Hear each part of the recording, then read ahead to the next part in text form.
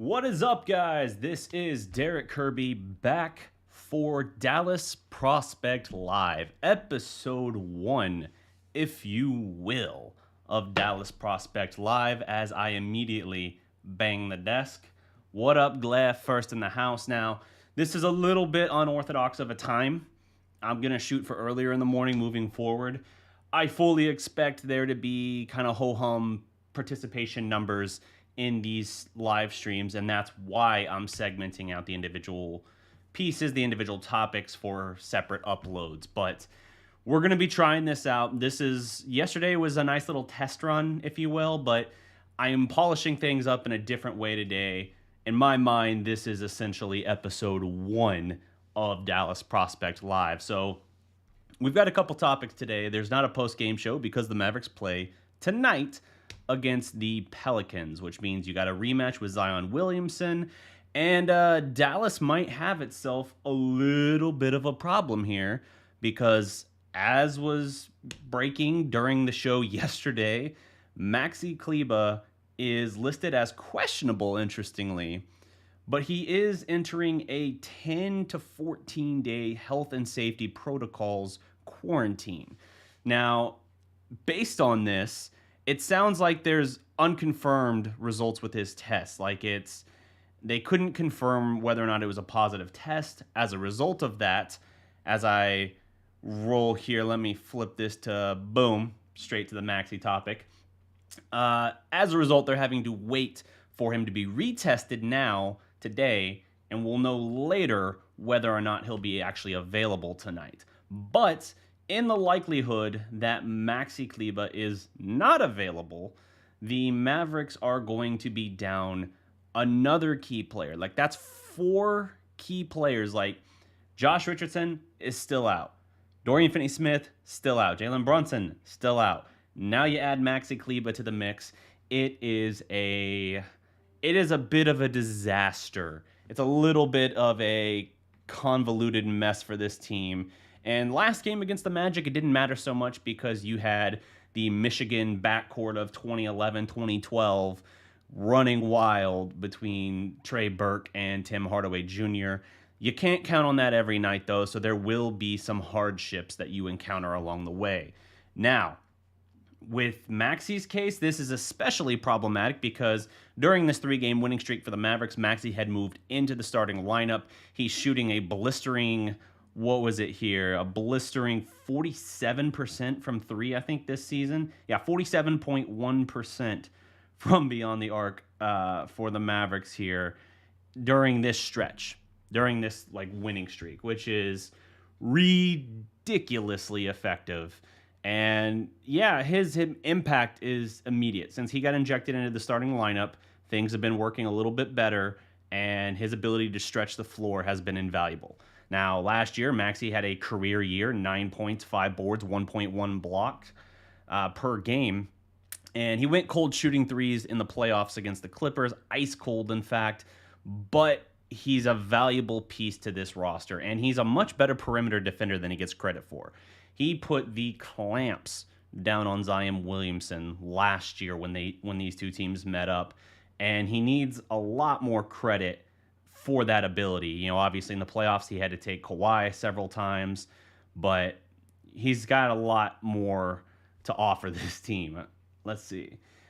Here is a quote from Rick Carlisle, I believe. Yes, from Rick Carlisle regarding the situation in Maxi. Quote, "The expectation is going to be that these things aren't going to resolve super quick in a lot of cases, and I don't know that we necessarily know what the time links are. There is a lot up in the air with this." Now, the 3 Mavericks I referenced earlier, Brunson, Finney-Smith, and Josh Richardson, they're all still quarantining in Denver. They've been trapped in Denver since that overtime classic, while I was out on my vacation, of course. And now, with Maxi's case, the NBA did contact tracing. According to Tim McMahon, the league determined, and this is record time because Maxi played against Orlando, 25 minutes against Orlando the other night. And the league has apparently already determined that there are no other additional cases. There are no other isolations or quarantines that need to occur. So this is an interesting situation here where you have a guy averaging 7 points, 5 boards this season. Obviously brought a lot to the team. And yet, despite playing the minutes he's playing and being around the team and in a locker room, we don't have any other guys out. That's good news, but it is kind of interesting. You look at that and think, wow, what are the odds that if he's... And I think what it boils down to is we don't know his results yet. We don't know because they were inconclusive. That was the word I was looking for earlier.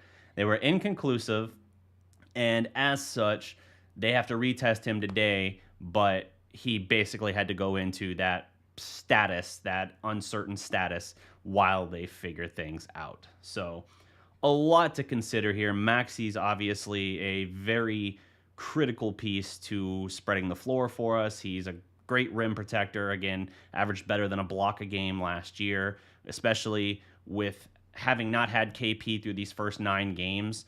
Maxi's been, I think, very valuable on that front. But there is something interesting that comes about with his being out. And that will transition us into our next topic. Perhaps as a result of this, the fact that you don't have time. Let me get this ready. Boom. Perhaps because the Mavericks don't have the luxury of time now, with potentially 4 of their top maybe 5 or 6 players out, you now have scheduled against the Pelicans the season debut tentatively. He's listed as questionable, similar to Maxi. Kristaps Porzingis is tentatively projected to start and make his debut Monday. So here we go. We've been waiting, and I projected out based on Carlisle's comments a couple weeks ago that it was probably going to be sometime between, I think I projected sometime between the 11th and the 15th, and I was looking at specific games, and I actually highlighted this game. So let me see here. So it's something where the team now has to make some adjustments because your projected starters are looking like Josh Green, Luka. You're going to have Hardaway Jr., you're going to have KP, and you're probably going to have Willie Cauley-Stein as your starting 5. That's a little bit of a mismatch, a little bit of a hodgepodge of a lineup, but it is still something where if KP looks pretty good, I don't expect him to hit the ground and immediately be bubble KP that was just wrecking fools last year in the bubble in Orlando. But KP prior to, let me see here, his actual figures prior to, during the bubble, his last game actually was game 3 against the Clippers in the playoffs. He had 34 points, 13 rebounds on 11 of 18 shooting, 5 of 9 from 3, and 7 of 7 at the line. That is pretty impressive. During the bubble altogether, including the play-in seeding tournament, he averaged 30.5 points, 9.5 rebounds, and he was named to the first team all-seeding team. That's just some dumb little thing the NBA did as well, but it basically recognized the guys who, for that final 8 regular season games in the bubble, stood out, and they ranked them as far as first team, second team, whatever. He was all first team seeding tournament. So pretty impressive there for KP. If you bring him back, I don't expect him to hit the ground immediately at that level, but if you bring him in, again, you improve your floor spacing, you get another guy who can knock down shots.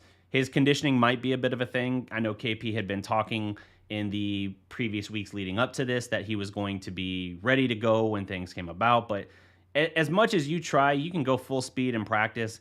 It's not quite the same as game speed because there's just something a little different when you have, it's not controlled bursts. It's just constant up and down the court. You have your adrenaline pumping a little bit harder. And as a result of that, your body is basically burning through energy faster. You're going to get winded. And so I think Dallas is going to have to be a little bit strategic with how they use him. You're probably going to see him. He'll probably play a decent amount of minutes, by which I mean he'll probably play something like around 25 minutes, but it's going to be, I think, smaller bursts. I think you're going to see him used in a more strategic way as Dallas tries to navigate these waters. I'm not even certain that this is when Dallas wanted to bring him back. I think the status of Maxi and the other guys that they're missing put them in a little bit of a bind where it's kind of like, all right, well, we were still kind of toying around with the idea of when we were bringing you back in the next few days, and I guess it's now. I guess we're going now. So KP will make, all signs indicate he's questionable, but he's been projected as the probable starter. He will make his season debut. This is pretty good timing. All things considered, this is good timing for the team. Right as they're getting depleted, to get a guy like this back is substantial for this team. So we'll see how it goes against the Pelicans. That's a nice team. Obviously, Zion's a beast. Not having Maxi potentially is going to really hurt this team, because Maxi put the clamps down on Zion last year and basically made him have a rough night altogether. So I'm curious to see how KP comes in and how the front court of him and Willie Cauley-Stein looks. That's two big dudes with a lot of length and athleticism. I want to see what they're able to bring to the table. But we're going to take a first very quick break here while I get things set up for our next segment. I know I'm rolling through this quick, but we're going to dive in. Actually, you know what? Pause that. What we're going to do here is we're going to open things up. I'm going to talk with some of you guys in the chat. We'll take some quick questions, and then I'll take a very quick break, and then we'll roll into the next segment. So first in the house, as I said earlier, we had Gle, followed by Born41. What up? Let's see. Talking about King Ketchum. What's good? Very fluid season, no doubt. Everyone's going through it. Yeah, there's no excuses. There's no deflecting from any of this or looking at this and saying like, well, the Mavericks are at a disadvantage here. For this game, yeah, it's a disadvantage. It sucks. The NBA's only had to postpone a couple of games so far, and they're trying to work around a lot of things. Maxi, we don't know yet. It was reported that he's out 10 to 14 days, which could cost him as many as 5 to 8 games. Like, that's significant for a guy whose injection into the starting lineup and his three-point shooting during that stint has been so invaluable to this team. But things happen. He's going to have to work around his status and everything else, where they're going to have to manage him. They're going to have to manage the other guys that are out. I don't know if Hardaway or Burke or both can keep rolling like they were rolling or not in Orlando, but rather against Orlando. But that would be very, very good if they can. You can't ask Luka to go out there and score 40 for you. Can he do it? Sure. But you don't want to have to ask him to do that. You'd rather be able to let him be more the facilitator, kind of like he was last game. And whether or not Burke and Hardaway can step up and do that, maybe KP knocks down a couple of outside shots, assuming he actually does make his debut against the Pelicans, then, keep the pressure off Luka. Make teams... that's one thing I really love about bringing back Burke particularly. He's able to create not just his own shot, but he's able to create a little bit off the dribble. You got another playmaker on this team. And Brunson's pretty good at this as well. But Brunson's been up and down and everything since he came back. I know Burke had a little bit of a slow start this year as well. But I really like, and we saw it in the bubble a lot, but I really like how Trey Burke is able to take some of that pressure off of Luka here and there. Haven't seen a whole lot of them rolling together yet, but if he's able to do that a little bit in this game and make Luka not have to just be the everything man where he has to lead the team in points, assists, rebounds, steals, do everything for everyone, then I think it'll be better off in the long term, not just the immediate picture of, hey, we won this game, but I think it's better off if the team can have some guys kind of step up and grow into these roles where they're not just needing Luka to be absolute superstar stud for the team to be, competitive with the very best teams in the league. What's up, first name, last name? Appreciate that, Drogon. Guys, if you haven't already, drop a like. I said earlier, leave a comment below. It's a live stream. I don't know why I said that. Just give me a shout in the chat if you're watching, and let me know where you're watching from. Always curious to know. Let's see here.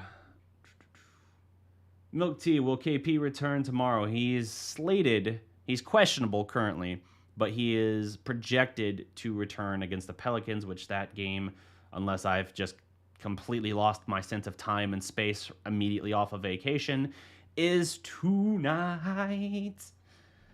I don't know why I did it that way, but here we are. We have to live with it. I have to live with it, and now so do you. You said 5 to 6 players. The Mavericks, they're currently out 3.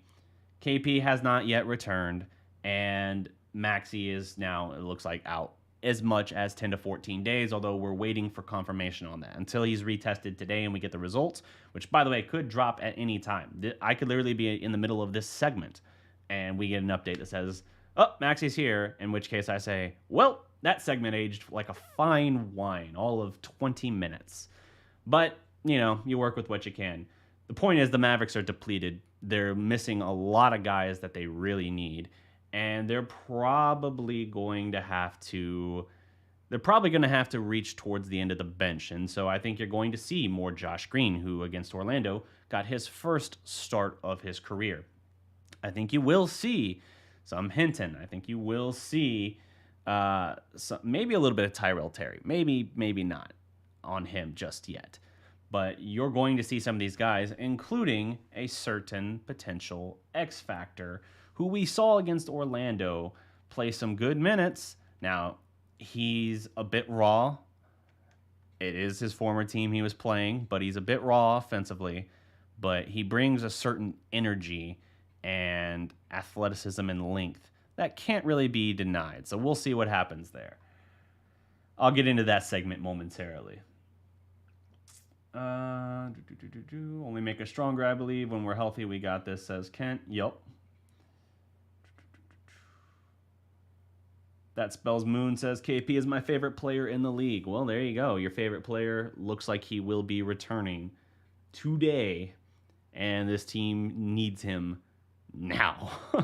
They've been patient with, I say patient with him as if he's the one who's been holding himself out. I think the team has been holding him out because they're trying to manage and protect him as much as possible. Basically see for an extended period that everything is a go. There's no irritation or anything in the knee. There's no soreness or anything to that effect.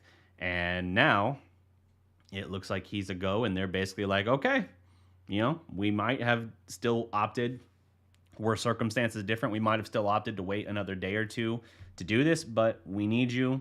Time's now. We know you're ready. This channel's where I go for my Mavs fix. Appreciate that. 4 if you don't include KP. Yeah, we talked about that. Let's see. So, we're going to take a quick pause here. I'm going to throw up just a animation thing here while I set up for the next segment. We'll get into a Mavs X Factor, and then we're going to open it up to some Q&A. When that time comes, tag at the Dallas Prospect in the chat. It will highlight it in orange for me. Easy to see. If you want to support the channel, again, like, share, subscribe, of course. And if you really want to go that extra mile, consider supporting us on Patreon, patreon.com/TheDallasProspect. We actually added a new patron yesterday. Greatly appreciated, Melvin. And, you can also hit up that super chat if you want, or become a member on YouTube. Anything is greatly appreciated. Goes right back into this. Content will continue to get better. But let's throw it real quick to a break. This is the Dallas Prospect Live with DDP. Every legend was once a prospect. The Dallas Prospect is funded by viewers like you through Patreon and PayPal. To support the show, visit patreon.com/the Dallas Prospect or become a member by clicking the join button. Now let the show begin.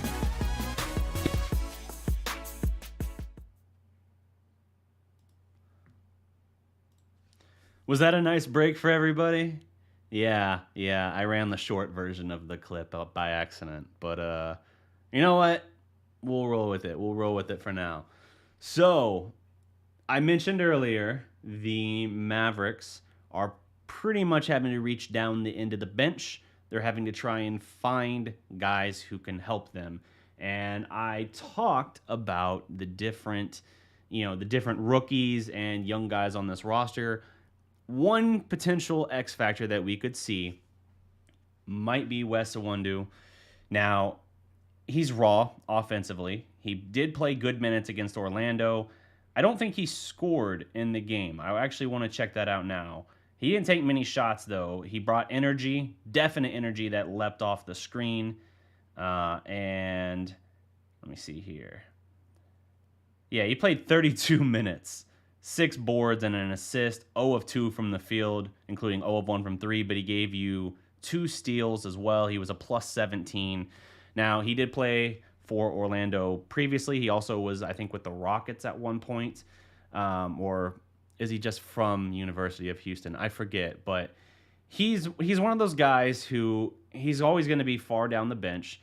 He was stoked about coming to Dallas and getting to play with Luka.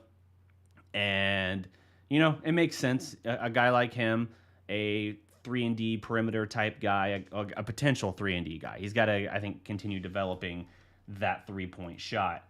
But when you have a guy who can, with his energy alone, impact the game, then you have someone who is valuable to a lot of teams. Now, I'm pulling up here. His career average, only 4.7 points, 2.5 boards, and about an assist per game. Career 3-point percentage, not strong, 31.8%. So that's why he's not 3-and-D, but he's got that potential. Luka will get him the looks. Orlando was the only other team he played for. Excuse me. I think he went to the University of Houston. He never played for the Rockets.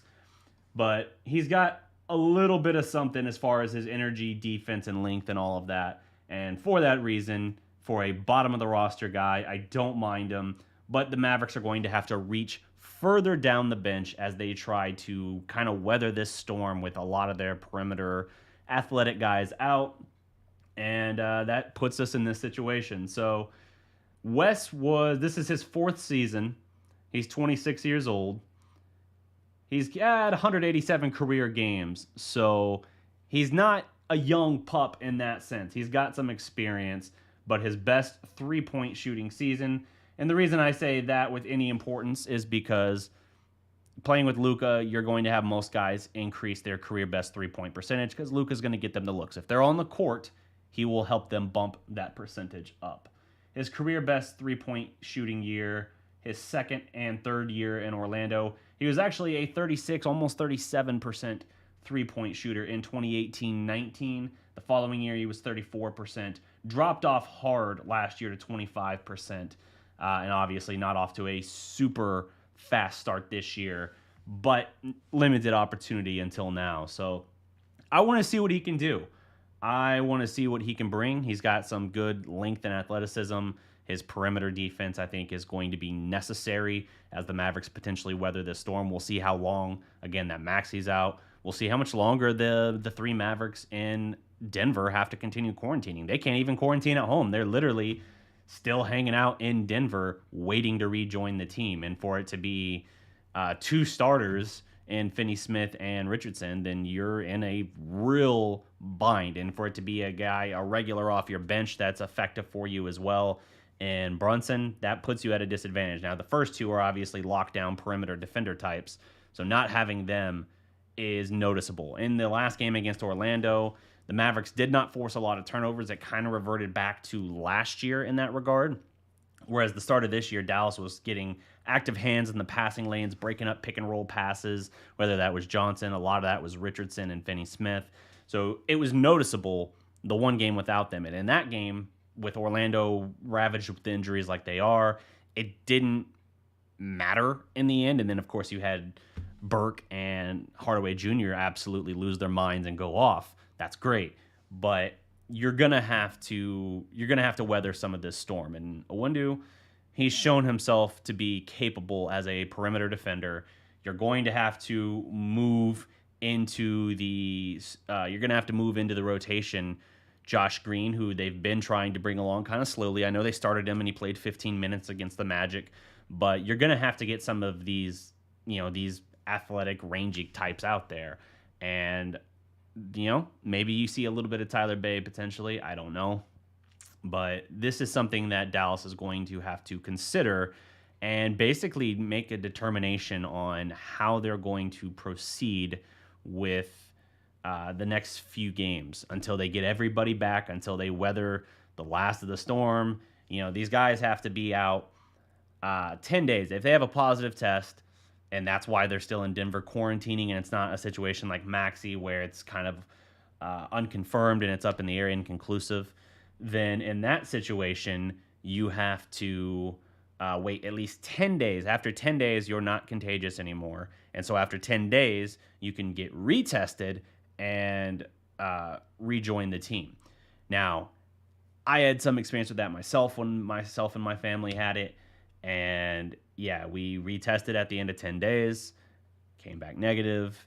And so there's a difference as well. I don't know how the NBA is doing their testing. It's different than the rapid testing because the rapid testing is not as it's not as reliable, basically, unless you have like you can still have it and be contagious potentially, but it looks at it differently. I'm not a microbiologist or anything like that. I just know that when I originally had it, I tested, I did a rapid test, I came back negative, and so I just kind of went about life as usual. And then right about the time I finally turned the corner, I had very mild symptoms, but when I finally turned the corner, then my wife and daughter got sick, and I just thought like, oh, well, they just have like a cold or something like I had, like a head cold. And then my wife, a couple days later, lost her sense of smell and taste, and we realized, oh, crap. So she got tested, did both the rapid and the test that takes a few days, and both came back positive. So we realized, oh, I must have been a false negative. Then she obviously had it. And so it led to just a complete cluster in that regard. Obviously, the NBA's got the resources to do rapid, more reliable testing than that. But if the Mavericks are without those guys, they're going to be without them for at least a little bit longer. And so guys like Wes here are going to have to step up and make an impact for them. Green as well. Green's looked at times a little bit like a deer in a headlight. He's got the explosive athleticism and the length. We see that. But he's going to have to kind of have his, not so much welcome to the NBA moment, but he's going to have to make some adjustments quick. He's got to get ready quick. And we've seen flashes. We need to start seeing, instead of like little strobe flashes here and there, we need a consistent light for a while that we can check out. So we'll see. We'll see how that impacts him. Let's see here.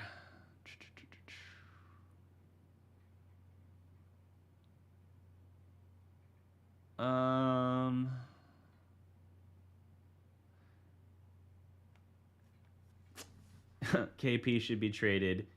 You get to the playoffs, 50% chance that you finish the playoffs at a crucial moment. You realize he's had one playoff series, right? Like, to be like, oh, it's an absolute. You get to the playoffs and you're 50% likely to lose them. That's just a number you're grabbing out of the air. Like, is he a guy that's had injuries, and is that a flag, a red flag, or at the very least orange flag that you have to consider? Sure, absolutely. But the notion of like, all right, let's just trade KP and move on, get somebody else in here, I don't think that necessarily works. Now, if you got like a Bradley Beal out of the deal, then I'm listening. I am. As much as I love KP, as great as he is, I think a Bradley Beal is such a weapon that Luka's not had, and it's not a guy that's had the injury concerns and everything like that. But that I think that's a pipe dream anyway. I'm content where I am. So hold on here real quick. I have to make a quick adjustment, and then we'll resume. 1 second. This is the Dallas Prospect Live with DDP. Every legend was once a prospect. The Dallas Prospect is funded by viewers like you through Patreon and PayPal. To support the show, visit patreon.com/the Dallas Prospect or become a member by clicking the join button. Now let the show begin. All right, back again. Sorry about that. Had to make a adjustment on the camera there that I saw having an issue. But yeah, I think that it's not likely that you're going to have a Bradley Beal blockbuster. So as such, I think there's not many guys that I'm even looking at for that kind of situation. So the Mavericks, I talked earlier about Maxi and his situation. The Mavericks, as a team, had to close down their facility and everything because they had, over a 3-day span, multiple, I think 2 or 3 positive tests. And so the practice facility and everything, which is inside the AAC, underneath the AAC, closed down and everything. And they're basically trying to determine how quickly they can reopen it and resume. So right now, everything's thrown kind of into the wind as they're trying to work around that. But that will present as well opportunity for some of these young guys, some of these guys at the end of the bench, to make an impact, kind of find a little bit of a groove, and hopefully carve out, a little bit of a role for themselves. Wes, I don't know if he's going to get a lot of opportunities once these other guys get back. Josh Green, I think, has a bigger opportunity to stake a claim, but Wes can chip in and show he's got some value. And in a season like this, he might get more, Like, we might not be done, obviously. In all likelihood, we'll have more games and stretches of the season where we're impacted by guys in and out due to health and safety protocols. And that's going to open doors for him to work his way in and out of the rotation. If he finds something now, maybe he can kind of keep that rolling a little bit. Let's see here. KP 16-8 plus 2 a night. KP was 19 a game last year, and during the bubble, he was over 30 points and 9.5 boards plus 2 blocks. So, yeah.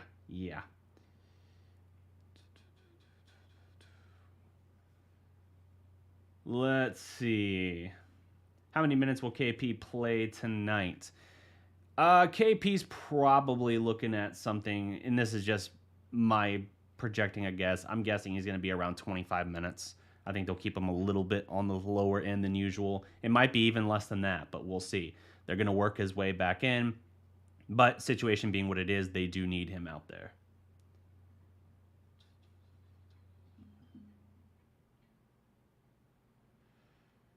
Let's see. Yes, Shams did tweet about the Maxi situation. Greetings from Latvia. What's up?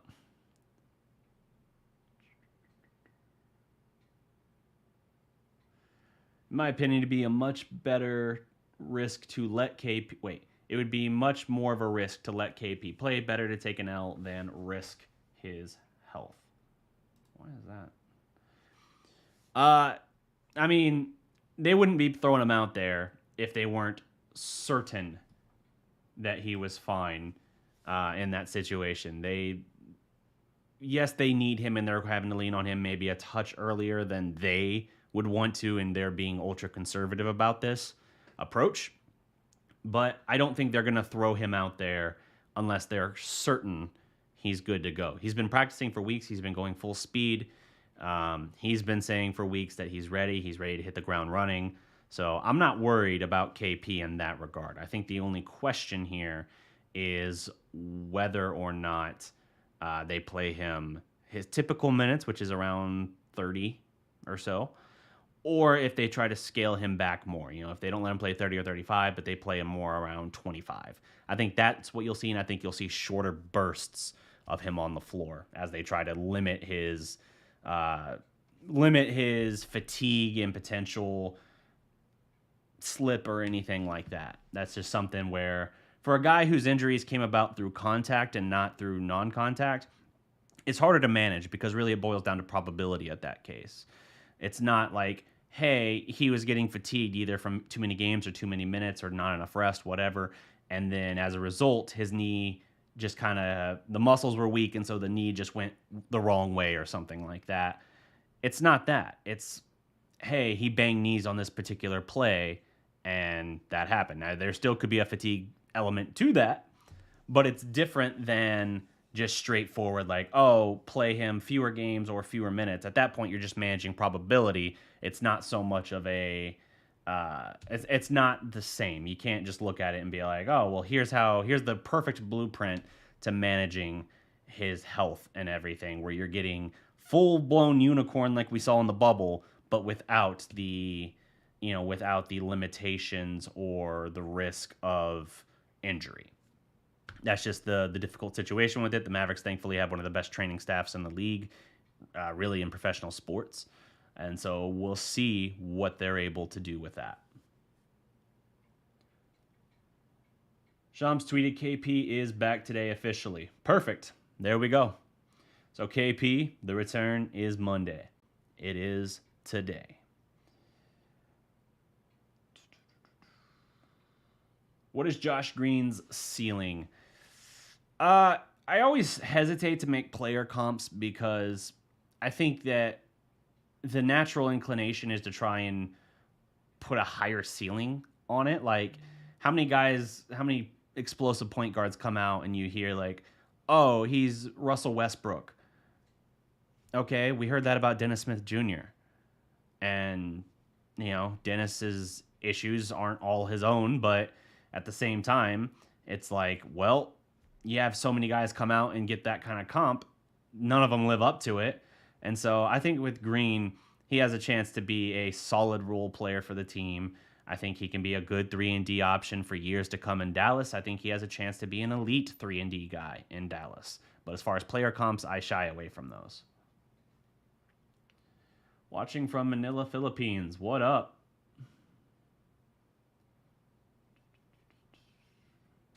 Boban needs more run time. I think Boban could use more minutes. With Boban, the issue has always been mobility, man. He's a touch bigger than KP. Certainly weighs more than KP. But he just doesn't have the mobility and the fluidity of motion to go up and down the court. He's a guy that can be abused, obviously, in like pick and roll situations. We know of his dominance. We know when he's on the floor, he'll play like 10 minutes and get you like 9 points and 7 boards or something ridiculous. But there are liabilities there, and you're just limited in how much you can run him in those bursts. So he'll never be a guy that's going to give you 25 minutes in a game. Well, I say never. He'll do that in spot duty, right? Like the last game last year before the initial shutdown of the league while they waited out and before they did the bubble, you had him play against, I think it was Denver, and he had like 30-something points and just was a monster in that game.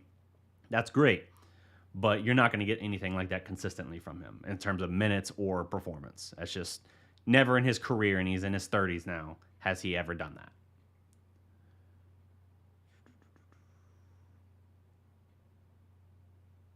Who's going to play if Luka is hurt? They'll have to figure something out. That you'd get a whole lot of Trey Burke and stuff like that, but that's all speculation anyway. As long as you got 8 players, you can run a team. And hell, there's been games that have finished within the last, I think, 10 to 12 years where a team finished with 4 players. They finished the game. Like, it's ridiculous. That's an interesting bit of sports history with Don Nelson still coaching the Warriors before they were the Warriors. Steph was there. I think Steph was there already. Will Dallas make the playoffs? Yes, Dallas will make the playoffs. Dallas will be, I think, a 4 or 5 seed. Could be as high as 3. If you got questions for me, guys, again, tag at the Dallas Prospect. It's easy for them to get kind of washed away in the flow of comments there, and I don't want to miss anyone's question. If I see it, I'll answer it. Can they insert Tyrell Terry to play? They can play Tyrell Terry for sure. I just think that he's going to take a little bit of time.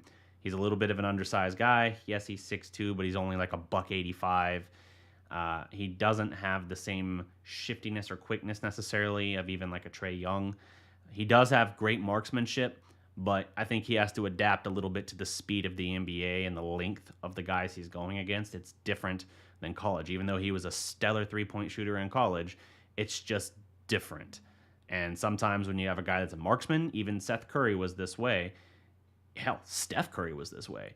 You might be a great marksman, but it's going to take you a little bit of time to round into form, adjust to the speed, and adjust to the length of the defenders and everything like that. And then once you do, then you see them start to really take off. Obviously, for Steph, it was faster than it was for Seth. Seth was up and down in the D League for like 3 years before he caught on with the Mavericks in 2016. Broke out here, missed the entire next year with like a stress reaction in his knee. Then he was off to Portland for a couple of years. Then he came back here. Now he's off in Philadelphia, but he's the percentage-wise second most efficient three-point shooter in NBA history with a minimum of 1,000 attempts.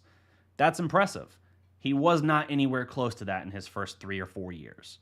So that's the kind of thing you're looking at. Like, it might take Terry before he really breaks through and becomes like a stud marksman in this rotation. It might take a little bit of time. Maybe it'll be faster. He's battled that label, and I encourage you again, even with my shitty audio for the video, I encourage you again, if you haven't already, check out my profile piece I did on Tyrell Terry. I am actually damn proud of that. That's also an article on the DallasProspect.com.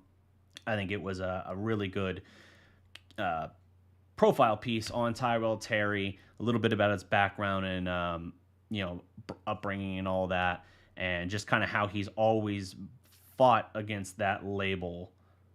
How he's always fought against that label of being too small. So maybe it takes him a little less time than I'm saying, but I don't know. I still hesitate to assume he's going to be a significant role player right this year. Any chance for Nate Hinton to play since most of our defensive players are out? I think Hinton could play for sure. I think he's got... I think he'll get some burn here and there. They're going to lean, I think, more on Green, but Hinton's got a little something that I would like to see him get some opportunity. I have Kristaps in fantasy. Do you think he'll be good for me? The first game back, I always hesitate to assume a player is going to explode onto the scene. It might take him a few games to really flash like he did in the bubble again. But is there a chance? Sure. There's a chance he could have a big game. I think he'll get decent opportunity, but as I also said, I think his minutes are going to be lower tonight. It's not going to be a 35-minute performance from him, I don't think. Even though he talked about how when he came back he was going to have no limitations, I think the Mavericks are going to still have limitations on him. Carlisle's who ultimately determines that, and so I think he'll probably play like 25 minutes. In that situation, do I assume that he'll have 25 highly productive minutes? Not necessarily. So I would probably, if it was my team, and I'm not a fantasy expert, I never have been, especially for basketball, but I would say if it were my team, I probably would hold off on playing him today. Rick historically does not play rookies other than Luka. That is correct. You know what? Since we're in like a middle ground here, let me throw back to the original stream thumbnail I had up. Rick historically does not play rookies. He played Dennis Smith the year before Luka a fair bit, but even then he was still limited in his role and the freedom he was given. Luka was really the first one to absolutely break through, and it's because Rick had no choice, and the team was in such a rough position that there wasn't really an alternative. It had to be unleash Luka and just let him go. And Rick has talked about how that's something he's had to kind of adjust to, is kind of releasing a little bit of that control. And he's had that issue in the past.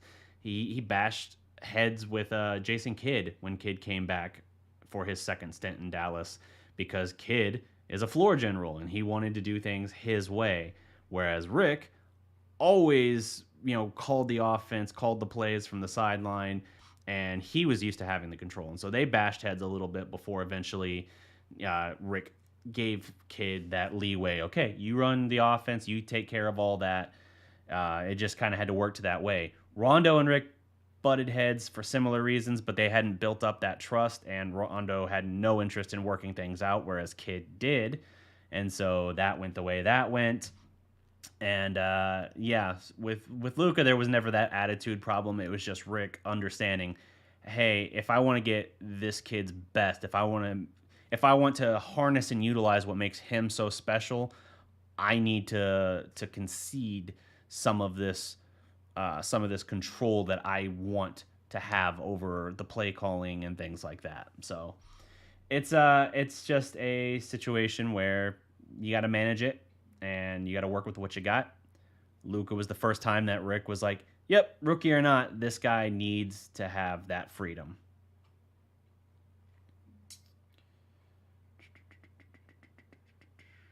Brunson did play as a rookie as well.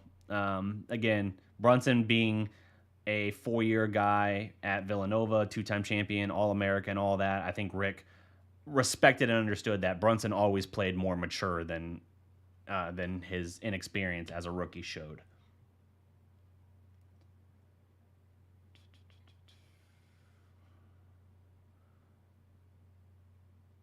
Let's see. How do you explain the Mavs lose against poor teams and good teams when they play good? Okay, so basically, how do I explain the Mavericks losing to bad teams and then beating good teams this year? I think part of it just comes with the consistency. There's a lot of up and down nature to this. Luka was very not himself. He wasn't ready in terms of game shape when the season started. And so as it took time for him to round into form, not just in terms of his shooting, as that's climbing back in a more positive direction, but his effectiveness driving to the basket. Last year, he was like 73% inside of 4 feet, which is unreal. It's top 5 in the league last year. Great at finishing, and that's when in the bubble and playoffs last year, he was unstoppable doing that. His footwork and finesse and coordination with either hand, phenomenal. He wasn't really there at the start of the year, and the Mavericks as a team, the floor spacing looked wrong, like didn't look quite itself. They were shooting very, very poorly. They were last in the league in terms of 3-point percentage at like 30.5%, despite attempting, I think, the most threes per game, or like right in the top 3 in that mark. Ridiculous, the drop off. So there were a number of factors, and it definitely hamstrung them. Luka, the 3-point shooting, the flow of the offense, not having KP, some of these guys kind of working into new roles and kind of getting their feet under them. You've had then some uncertainty with that. It's just up in the air, man. Like they got to get their feet under them. Rick's going to try out some different things. I think Rick had to basically understand, like, I love Dwight Powell and I trust Dwight Powell, but I think I need to have him coming off the bench, let him work against some of these backups. Now you're starting to see some of the things that Powell does do well work because he's going against backups. And so it's like, hey, you can even salvage a little bit of value from Dwight Powell if you insist. Like, there you go. Maxi in the starting lineup, let him spread the floor with his 3-point shooting. I think he's shooting 47% from 3 since he got injected into the lineup. Fantastic. Let those things work and focus. And then Luka just playing his way into form and everything. Everything's just coalescing now in the last 3 games where the team finally feels like it has its feet under it a little bit. Ironically, right as they lose 3 or possibly now 4 of their main guys. So they're not completely there. They're not completely pieced together and ready, but they've at least gotten through some of the bigger hurdles that were holding them back. They've shot way better the past 3 games from the 3-point line, and that's opened up the offense immensely. They were top 3 scoring offense last year, most efficient offense in NBA history. They were in the bottom 5 before this 3-game winning streak. So that's just the difference. Let me see. What's your take now on Hinton and Bey? I said earlier I don't like doing player comps, but mannerisms-wise and game and style, I see a little bit of Marion and Tyler Bey, Sean Marion. And Hinton, I don't know, that one's a little harder for me to place, but I think both, especially now, could have a valuable role for this team as they navigate this uncertainty. And I think in this season being as unprecedented and unusual as it is, they'll get opportunities as well throughout the season to crack the rotation and make really good energy plays, kind of like I was talking about Wes earlier.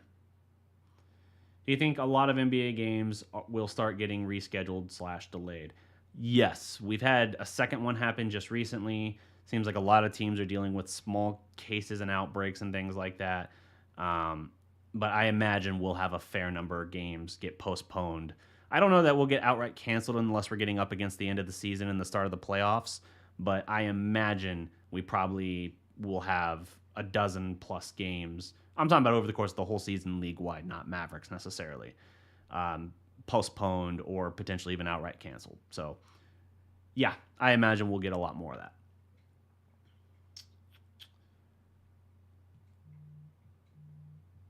Let's see.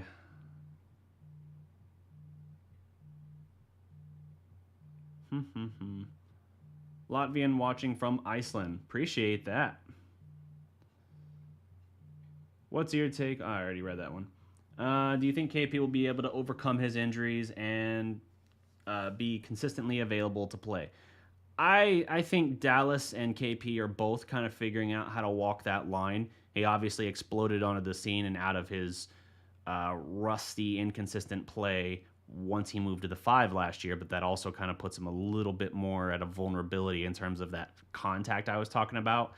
And instead of just putting him out on the 3-point line and saying, hey, make it work, knock down shots, by letting him kind of fill that role that Dwight Powell had, although in a different way, last year he was able to really break out. And so I think Dallas is going to try and walk that line between that role and still having him spot up a little bit. Maybe now that he's had a year of playing, he'll kind of be ready for that. He'll be more efficient in just spot up shooting than he was last year. But we'll see. I mean, he was absolutely scorching hot last year in the bubble and playoffs shooting in general, but particularly shooting threes. And so that's what I'm really interested in seeing is when he comes back, I imagine they're going to limit him in terms of throwing him at the rim and trying to do alley-oop dunks and put-back dunks and things like that. They might have him spot up a little bit more and try to get him that floor-spreading element. So if the shot's there, he might just be off for a big night. If it's not, he'll probably be ho-hum, probably something in the neighborhood of 13 to 15 points, 7 or 8 boards, and a block or 2. Very ho-hum by his standards. But last year, even in the whole situation of the season, he averaged, I think, 19 and 9. Career best year for him rebounding. So I think KP will be pretty solid, and I think it's just going to be a matter of managing it. Do I think that in his future, Dallas and him will be better at managing it than he's been prior in his career? I do. KP talked about how in the bubble, going into the year, Dallas and him wanted him to bulk up and put more muscle and everything on his frame than he had ever played with in New York. He talked about how he didn't quite feel as natural or fluid doing that. He'd never carried that much weight before, and so he felt, Swole Zingus is one of the jokes that was thrown around. He said he just didn't feel natural or comfortable in that form, and so he thought that impacted him early on in the year. And then by the time the bubble came around and he just absolutely broke out, he said, well, some of that muscle wore off. Some of that muscle dropped off, and he was playing closer to his weight he was in New York, and how much better and more explosive he felt like that made him. So maybe there's a little something there. I think there's a fine line you got to walk. I don't want you being beanpole scrawny like you were in New York, where injuries were more common. But at the same time, I agree you were probably carrying too much weight for the first half of the year roughly last season, and that affected your overall, what makes you the unicorn in general. So we'll see how they manage that.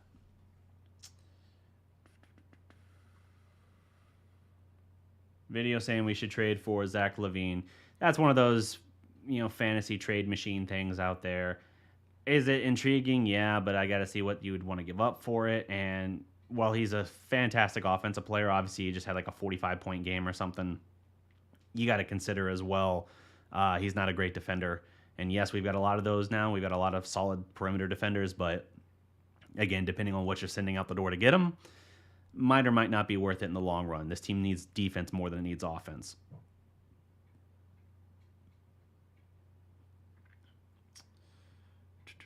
If everyone's healthy, what is an ideal starting 5 for the Mavericks? I think Luka, Richardson, Finney-Smith, KP, and Maxi is pretty effective.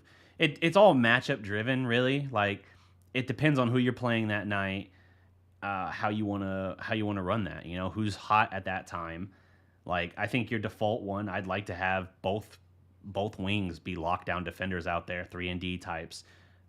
Dorian Finney-Smith shot like 37 or something % last year from 3, a career best mark for him. Maybe it was like 39%. I don't know. I'd have to look, but I know it was by a mile a career best year for him. And Richardson, we know what he is for his career. I think he'll have a career best year as well in Dallas playing alongside Luka. He's shown flashes. We haven't really seen a whole lot of the put it all together. That Clippers game where they won by 50 was one of those situations where had the game not gotten completely away, he was dominating the start of that game. It's just that it got away from the LA so fast, he wasn't really asked to do a whole lot more. But I'd like to have two of those types out there, have someone like a KP and a Maxi who can also spread the floor, but, work inside as well.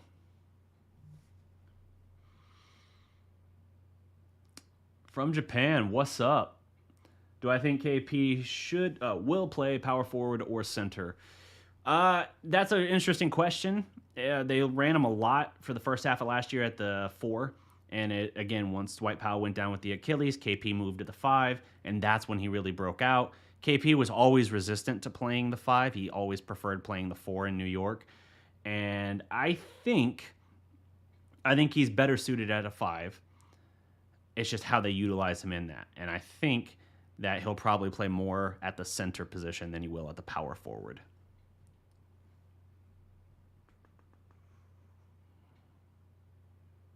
Luka's biggest competitor for MVP. I mean, you're always going to have like a James Harden there. I know Houston lost a lot and they're in chaos right now, even as he's trying to get traded, but he's still putting up ridiculous numbers. If they still are a decent team, he'll be in the conversation. Dame has had a slow start to the year, but I think he'll be in contention as well. People said the bubble shouldn't count towards the MVP voting or discussion or anything last year, and yet he ended up leapfrogging Luka because of his bubble play, which I thought was ridiculous. I think Luka should have been, he was top 5 in MVP voting. I think he should have been top 3. LeBron and Anthony Davis, man, they're both same team. They both right there. I think LeBron might take a hair of a step back and Davis step up, but I don't know, man. You got all that, plus you got Giannis. It's the same crowd, really, is what I'm saying. Is he capable of winning it? Yes. Luka has said himself he thinks he could win it. But it's not his goal. It's not his focus. He wants a championship. He wants the team accolades more than he wants individual accolades. It's just like when anytime he sets some kind of history and thing, they're like, Luka, tonight you became the first player since Michael Jordan to have 15 games on a Tuesday night in the 3rd month of the year in this building to score 32 points, 16 assists, and at least 5 rebounds with 2 steals and a shoe untied. How do you feel about that? And he's always like, I don't know. Cool. I didn't know. Whatever. I don't care. If they lost that game still, he's like, I literally don't care. We lost. Who cares what I did? We lost. Only in the sense of like my mistakes that I feel like I made or areas I could have done better. Do I care? And if they won, he's just like, oh, okay. Nice. I mean, early on, he kept hearing that, and he's like, oh, it's always an honor to be in any conversation or any kind of stat accomplishment thing alongside guys like that. But now he's heard it so many times, it's kind of just like, oh, cool. So, anyone else want to ask about the game, or like, what else is going on? Hardaway off the bench. He's had moments coming off the bench where he's been great this year. He's doing better in general. It just depends. Right now, with the flux of the lineup, he's not going to be coming off the bench. Who should they bring in next year now that Greek Freak remains a Buck?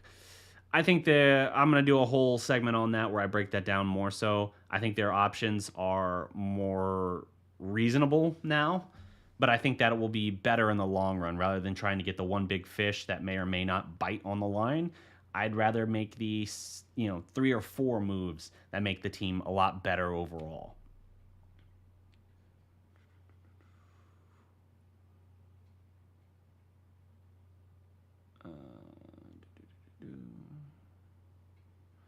Should the Mavs trade for Harden? No.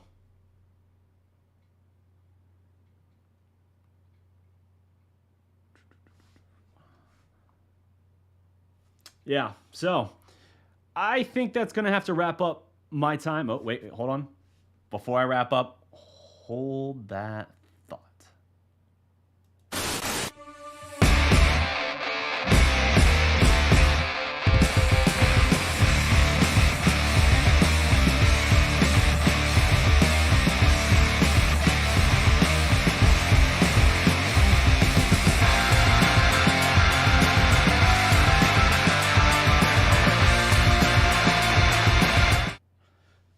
So the teams, real quick, I'll answer this question and then I got to wrap up here. The team's cap situation is max next year. They have the option with like the contract they have for James Johnson and Willie Cauley-Stein that they can clear a max salary space. So that's there, but Greek Freak is off the board, so they won't necessarily use it all on one guy. They might make several moves, and that's what I was alluding to. They only had about $9.5 million in cap space this past offseason, and that's why they made very low-key moves. You know, they brought in, like, they brought Willie Cauley-Stein back. They brought in Wes. They went very, very low-key and mostly focused on in-house stuff, as was the case the year before as well. So they finally got the cap space. The free agent market kind of remains to be seen. I think they'll probably work in that middle ground rather than work at the high ground. Obviously, if you can get the guy, then get him. If not, don't worry about it. Monster Toe 5. This popped up in my recommended, but I'm glad it did. Appreciate it. Yeah, by all means. As we get ready to wrap up this show, again, keep in mind, this was the first edition of Dallas Prospect Live in this new format. We're going to jump on here, and we're going to do multiple segments. I'm going to try to do this 3 times a week with anywhere from 3 to 5 segments, and we're going to basically say, hey, if you're here during the early part of the day to see it, great. Hit us up in the chat, like, comment, share, subscribe, all that good stuff. If you want to really support the stream further and our future work as we begin, Friday is the first game I actually cover as a credentialed media member for the covering the Mavericks for Dallas Prospect. I will also cover on the 20th. So I got the Bucks game, the Pacers game, and the Rockets game that I will be covering the team for in the next basically week. So with that in mind, we're going to have a lot of great content on here. We're going to have clips and audio from post-game comments and press conferences and things like that. And you'll still get the analysis. Post-game shows will rotate into the first segment of the show the following day as opposed to later that night. I know that part's a little bit of a drain for people and a drag, but if I'm getting clips and audio and things like that, I need the time to assemble. I am but a humble man, a one-man operation. So yes, consider supporting us on Patreon. There are multiple tiers there. You get nice perks such as free merch. You can also become a member on YouTube or hit us up in the super chat here as well if you want to do that. Multiple ways to support the Dallas Prospect, but we will take in these early morning things. If you don't catch the stream, no big deal. The entire stream, all the audio from it will be taken and posted to... I moved Dallas Prospect Live onto Anchor. It was with SoundCloud, but they enforce limits and crap on your episodes and minutes that you're allowed, and basically try to hold you ransom for like a $100 plus yearly subscription thing, which I thought was stupid. So moved it over to Anchor. So go search that. It's available on any podcast platform, Apple, Google, Spotify, whatever, it's there. Dallas Prospect Live. All of the audio from this live stream will be placed there if you want it in that format, or wait, and over the course of this day, the individual segments will be clipped out and posted as individual videos on the channel. So if you missed us here, or if you're only interested in like one little subject I had to talk about that day, no sweat. The content is coming. Just check out the channel later today. But that will do it for my time. Let me know what you guys thought of this format. I'm going to continue polishing this thing and making it better and better as we take big steps in 2021. But that is it for my time. Thank you so much for watching.